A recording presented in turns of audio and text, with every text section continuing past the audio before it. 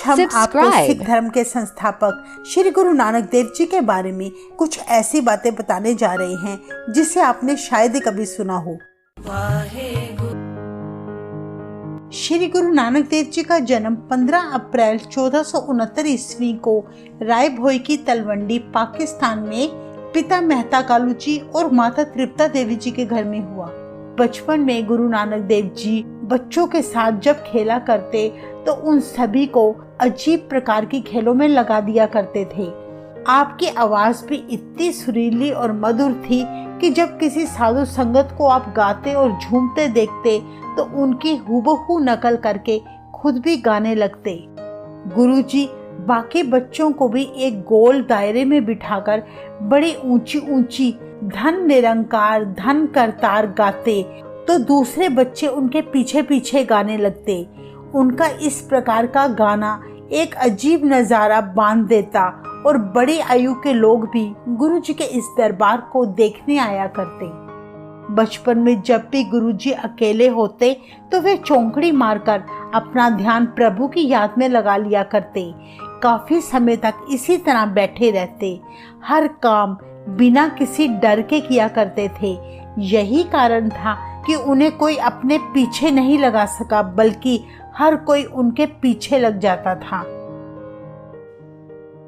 गुरुजी ने पंजाबी, हिंदी और संस्कृत की पढ़ाई करने के बाद मौलवी से फारसी की शिक्षा भी हासिल की थी।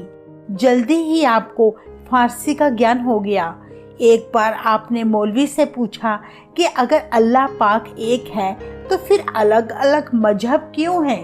मौलवी अपनी समझ अनुसार उत्तर देता, पर गुरुजी की संतुष्टि ना करा पाता। तब गुरुजी ने कहा, जब अल्लाह एक है तो इस कायनात का हर जीव उस निरंकार का अंश है, इसलिए हम सब तो भाई भाई हुए, परंतु फिर भी एक दूजे को हम सांसारिक सुखों के लिए कत्ल कर रहे हैं। मुसलमान हिंदुओं पर जुल्म ढाते हैं। उनका दोष केवल यही है कि वे हिंदू हैं, परंतु क्या हिंदू एक ईश्वर की संतान नहीं? अल्लाह जब सर्वव्यापक है और हर जगह हाजिर है तो फिर इसे हम मनुष्य कुछ मस्जिदों या मंदिरों तक क्यों सीमित रखते हैं? उन्होंने मौलवी को यह भी समझाया कि आप फारसी पढ़ाते हैं और हम फारसी पढ़ते हैं ताकि फारसी पढ़कर दफ्तरों में काम कर सके, परंतु उस पढ़ाई का क्या लाभ जो हमें सांसारिक कठपुतलियां बनाकर रख दे। वास्तव में हम अल्लाह को बिल्कुल भुला देते हैं और अल्लाह के नाम पर ही लड़ते हैं। सच्ची शिक्षा तो वह है जो हमें अल्लाह के साथ जोड़े, जिसके कारण हम अल्लाह के साथ एक हो सके और उसकी रजा में चलना सीखें। मौलवी गुरुजी से खुश होकर बोला कि पहले मैं उस्ताद था और तू मेरा शागिर्द, परंतु अब मैं आपका शागिर्द हो गया हूँ और आप मेरे उस्ताद बन गए हो। यह बात उस समय की है जब मुगल शासक बाबर ने एमनाबाद में हमला किया, जो कि अब पाकिस्तान में है। बाबर के सैनिकों ने शहर में जाकर न केवल उत्पात मचाया बल्कि वहां के सभी हाकिमों को भी लूट लिया।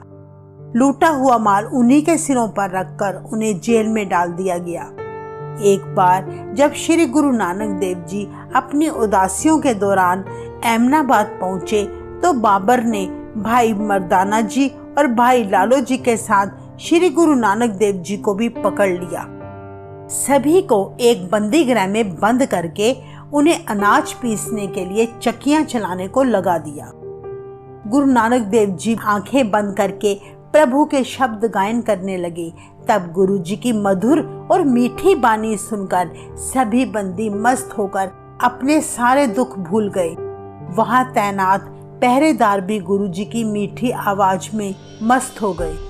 जब उनकी नजर गुरु नानक देव जी और भाई मर्दाना जी पर पड़ी तो वे यह देखकर दंग रह गए कि गुरु जी तो शब्द गायन में लीन थे, लेकिन उनकी चक्कियां अपने आप ही चल रही थी।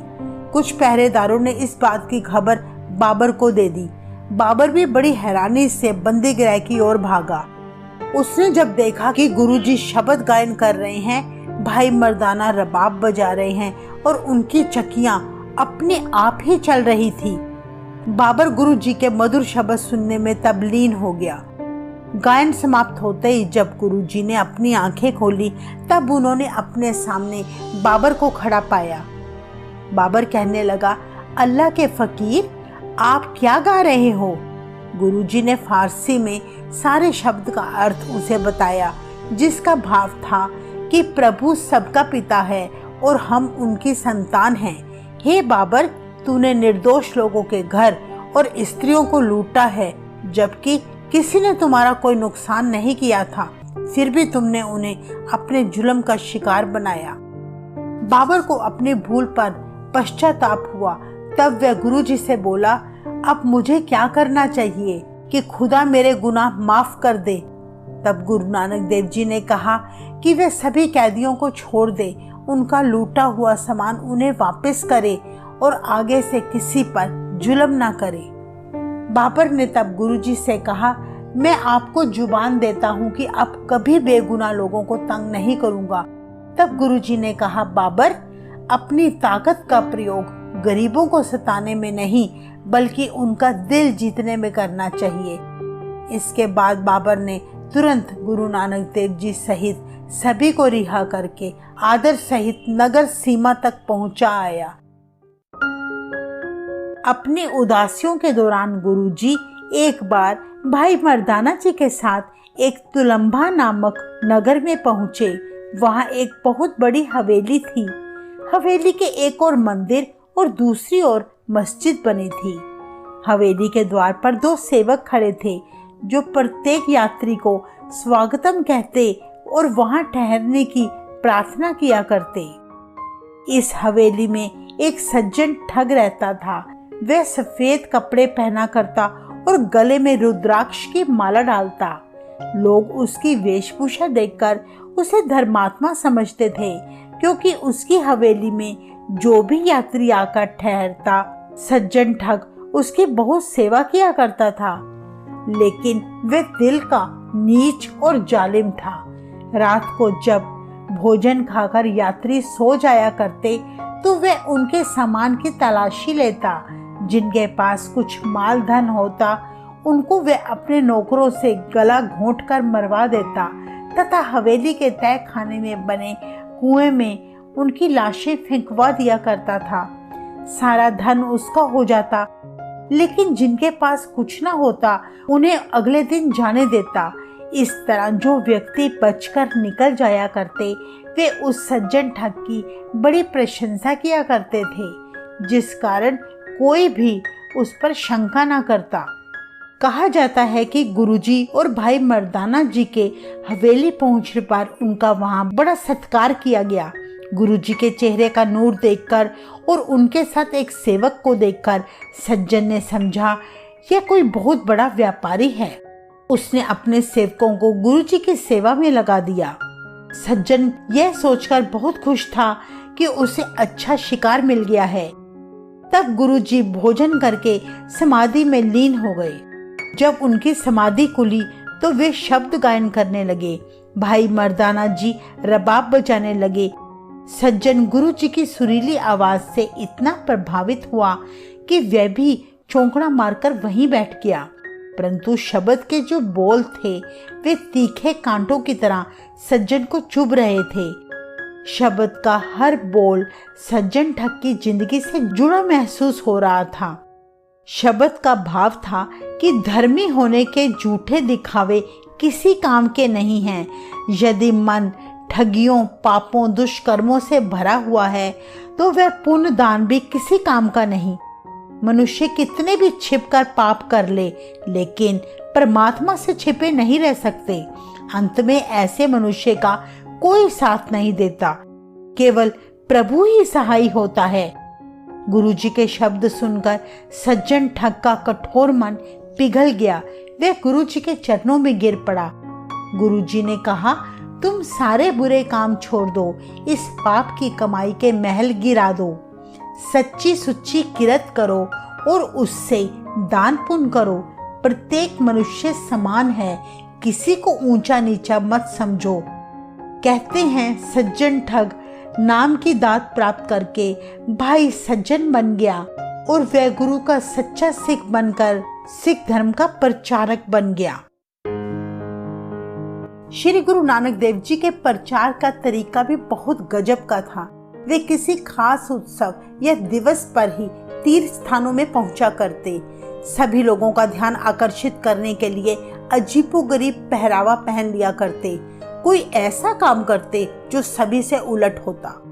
एक बार सूर्य ग्रहण पर बहुत सारे साधु महात्मा कुरुक्षेत्र में स्नान करने आए, क्योंकि लोगों की आम धारणा थी कि सूर्य ग्रहण के समय राहु केतु अपना कर्ज वसूल करने के लिए सूर्य को घेरते हैं। लोगों में यह डर था कि कहीं राहु केतु सूर्य को नष्ट न कर दे और सारी दुनिया में अंधेरा न छा जाए। इसीलिए साधु लोग पवित्र सरोवरों में स्नान किया करते और आम लोग ब्राह्मणों को दान दिया करते थे। सूर्य ग्रहण के समय लोग अपने घर में भोजन नहीं बनाते थे। कहते हैं गुरुजी कुरुक्षेत्र में सूर्य ग्रहण वाले दिन पहुंचे। वहां ढेरों लोग स्नान कर रहे थे। तब गुरुजी के कुछ शिष्य भी उनके साथ मेला देखने आए। अपने सेवकों से गुरुजी ने एक बहुत बड़ा बर्तन मंगवाया, जिसमें कुछ पानी रखकर उसके नीचे आग जला दी। वह आग दूर दूर तक नजर आने लगी। जब सरोवर में नहाते साधुओं की नजर उस आग पर पड़ी कि सूर्य ग्रहण के समय कोई खाना पका रहा है, तो वे बड़े रौब से गुरुजी से बोले, यह क्या पका रहे हो? तो गुरुजी ने कहा, मेरे सेवक मांस पका रहे हैं। मांस का नाम सुनकर वे बड़े गुस्से में आ गए और कहने लगे, इस स्थान को आपने भ्रष्ट कर दिया है, अब तो अनर्थ हो जाएगा, सब कुछ तबाह हो जाएगा। गुरु नानक देव जी शांत होकर सुनते रहे। फिर कुछ देर बाद बोले, ऐसा कुछ नहीं होगा, आप सब अंधविश्वासी हो। आग जलाना कोई पाप नहीं है, भोजन बनाने के लिए तो आग जलानी ही पड़ती है। तब ब्राह्मण कहने लगे, पर आपने मांस पकाकर यह धरती अपवित्र कर दी है। गुरुजी ने कहा, कोई भी धरती पवित्र या अपवित्र नहीं होती। क्या जिस कुरुक्षेत्र की धरती पर करोड़ों सैनिक मारे गए, जब कौरवों और पांडवों के बीच कई वर्षों तक महाभारत का युद्ध हुआ, सारी धरती खून से भर गई, क्या वह धरती आपके हिसाब से पवित्र होगी? आप मांस खाना बुरा समझते हो, लेकिन मांस कहाँ नहीं है। हम हर सांस के साथ ढेरों जीव खा जाते हैं। आपके पूर्वज अश्वमेध यज्ञ करवाकर जानवरों की बलि देकर खुद भी खाया करते थे, और आप लोग उन लोगों से दान लेते हैं जो मांस खाते हैं। यदि आप उन लोगों के पापों को दूर करने के लिए उनसे दान लेते हैं, तो आप भी उन जैसे पापी हो। इस तरह बहुत से प्रमाण देकर गुरु नानक देव जी ने उन्हें संतुष्ट किया और ब्राह्मणों के झूठे भ्रमों को दूर किया। यहाँ ध्यान देने योग्य बात है कि गुरु नानक देव जी ने असल में आग पर एक पानी का भरा बर्तन रखा था।